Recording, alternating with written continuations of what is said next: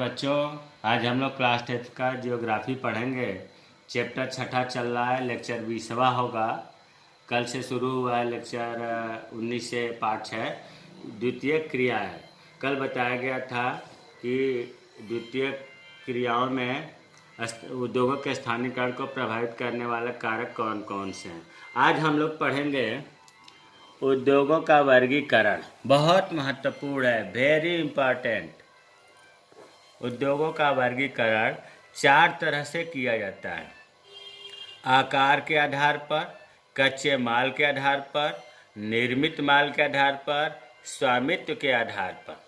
तो पहला है आकार के आधार पर उद्योगों का। आकार का मतलब होता है कि कोई उद्योग है उसमें कितनी पूंजी लगी हुई है, ज़्यादा लगा है कि थोड़ा लगा है, श्रमिकों की संख्या कितनी है, थोड़े श्रमिक हैं कि ज़्यादा श्रमिक हैं, उत्पादन कितना हो रहा है, थोड़ा हो रहा है कि ज़्यादा हो रहा है।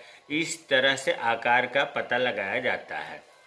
तो आकार के आधार पर जो है कि देखो लिखा है किसी उद्योग के आकार का निश्चय उसमें लगाई गई पूंजी की मात्रा, अभी मैंने बताया ना, पूंजी, कार्यरत श्रमिकों की संख्या और उत्पादन की मात्रा, 3 चीज से अंदाज़ा लगाया जाता है।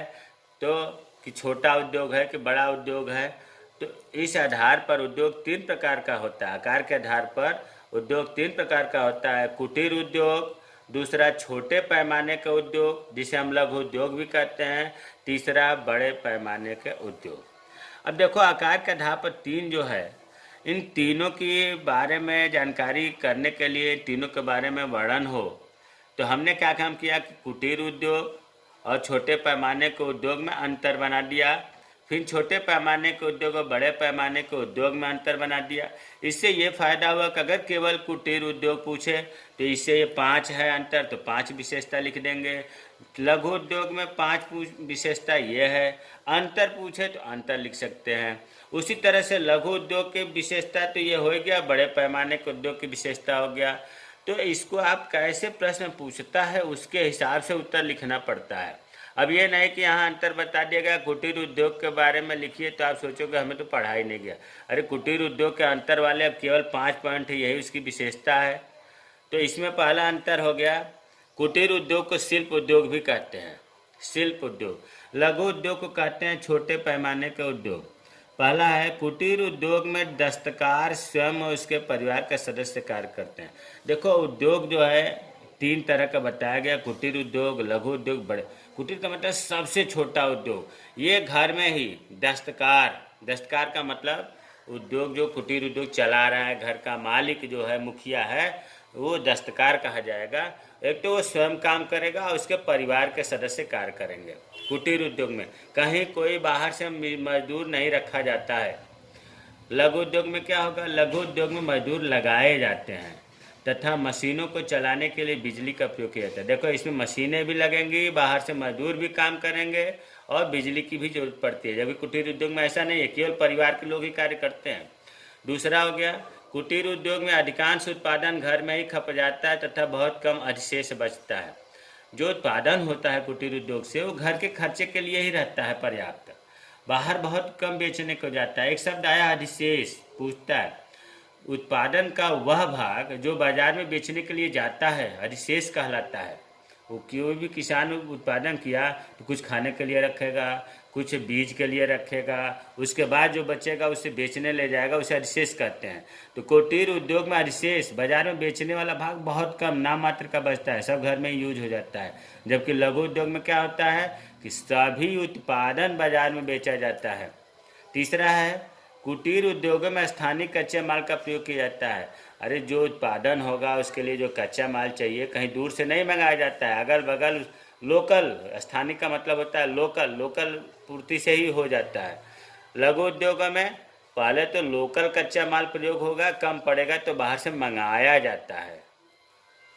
फिर है कुटीर उद्योग में जो थोड़ा बहुत अधिशेष बचता है बाजार में बेचने के लिए, वह लोकल बाजार में ही बेचा जाता है कुटीर उद्योग में। जबकि लघु उद्योग में क्या होता है कि लोकल बाजार में बेचने के साथ साथ दूर दराज भी जाता है बाजार में बेचने के लिए।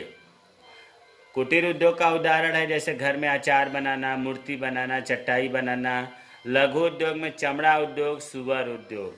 तो अब कुटीर उद्योग और लघु उद्योग में अंतर जो समझ में आ गया, तो अगर अलग अलग पूछे तब भी लिखा जा सकता है।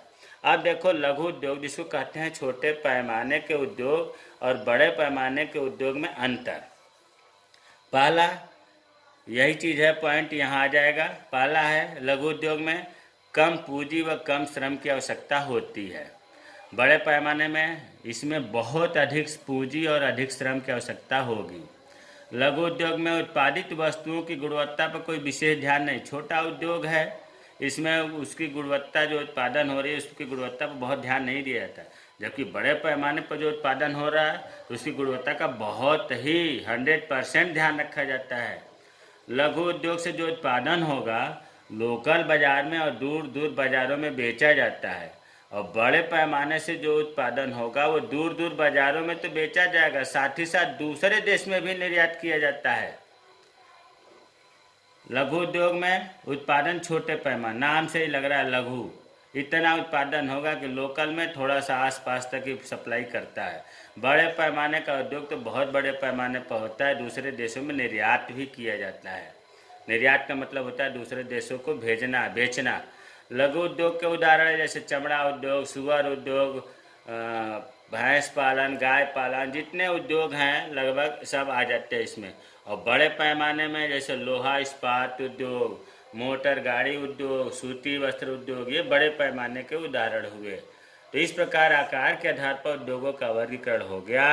जय हिंद, जय भारत।